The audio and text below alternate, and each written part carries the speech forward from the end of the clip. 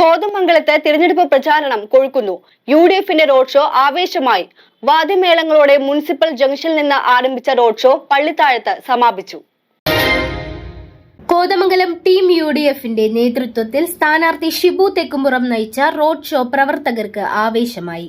Road ഷോയിൽ നൂറുകണക്കിന് ആളുകൾ പങ്കെടുത്തു. വാദ്യമേളങ്ങളോടെ മുനിസിപ്പൽ ജംഗ്ഷനിൽ നിന്നും ആരംഭിച്ച റോഡ് ഷോ പള്ളിത്താഴത്ത് സമാപിച്ചു.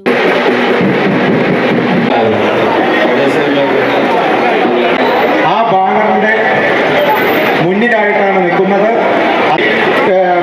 ഇതിന്റെ വാഹനത്തിൽ നമ്മുടെ സ്ഥാനാർത്ഥി ഷിബു തെക്കുംപുറം കയറുന്ന വാഹനം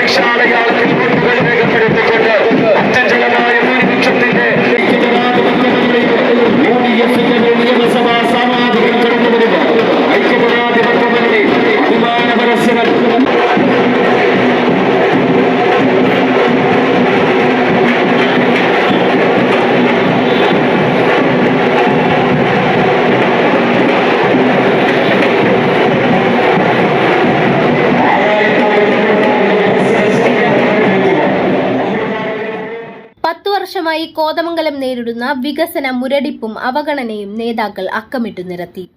നമുക്ക് വളരെ ജനപങ്കാളിത്തത്തോടുകൂടി ഈ റോഡ് ഷോ ഇവിടെ ഇന്ന് നടത്താനായിട്ട് കഴിഞ്ഞു. ഐക്യ ജനാധിപത്യ മുന്നണിയുടെ ഉരുക്കു കോട്ടയാണ് കോതമംഗലമെന്ന് ഒരിക്കൽ കൂടി ഈ റോഡ് ഷോയിലൂടെ നമ്മൾ തെളിയിച്ചിരിക്കുകയാണ്. ഈ റോഡ് ഷോയിൽ പങ്കെടുത്ത മുഴുവൻ പ്രവർത്തകരെയും നേതാക്കന്മാരെയും ഞാൻ അഭിവാദ്യം ചെയ്യുകയാണ്. ഈ തെരഞ്ഞെടുപ്പ് വളരെ ആത്മവിശ്വാസത്തോടു കൂടിയാണ് നമ്മൾ മുന്നോട്ട് കൊണ്ടുപോകുന്നത്.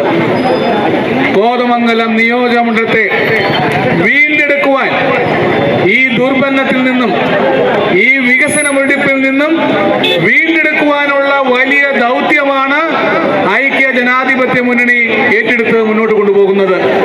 പ്രിയപ്പെട്ടവരെ, ഇവിടെ സൂചിപ്പിച്ചു, കഴിഞ്ഞ 10 വർഷക്കാലം കോതമംഗലം നിയോജക മണ്ഡലം വികസന മുരടിപ്പിന് സാക്ഷ്യം വഹിച്ച ഒരു നിയോജക മണ്ഡലമാണ്.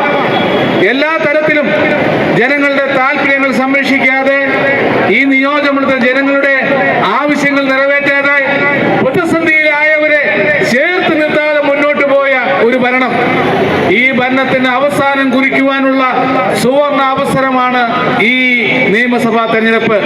പ്രിയപ്പെട്ടവരെ, നമ്മുടെ നിയോജക മണ്ഡലം വലിയ പ്രതീക്ഷകളുള്ള, വലിയ തലത്തിൽ മുന്നോട്ട് പോകേണ്ട ഒരു നിയോജക മണ്ഡലമാണ്.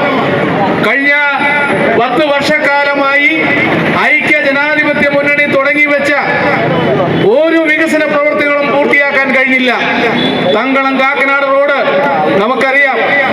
ഇന്ന് തൃക്കാക്കരയും കാക്കനാടും ഒക്കെ കേരളത്തിന്റെ നിറയിൽ നിന്നുകൊണ്ട് ഇന്ത്യക്ക് അഭിമാനമായി IT-യുടെ കേന്ദ്രമായി മാറിയപ്പോൾ നമ്മുടെ തങ്കളം കാക്കനാട് റോഡ് നമുക്ക് സാധ്യമാക്കിയെങ്കിൽ കോതമംഗലം മറ്റൊരു തരത്തിലേക്ക് നമുക്ക് മാറ്റാൻ കഴിയുമായിരുന്നു.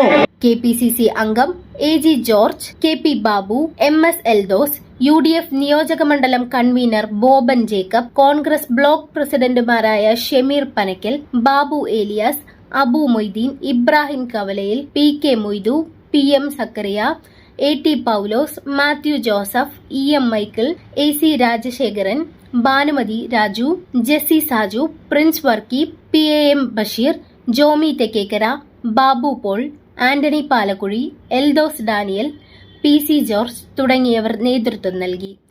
എല്ലാ UDFന്റെ നേതാക്കന്മാരും ഈ റോഡ് ഷോയുമായി ബന്ധപ്പെട്ട കാര്യങ്ങൾ സംസാരിച്ചിരിക്കുന്നു.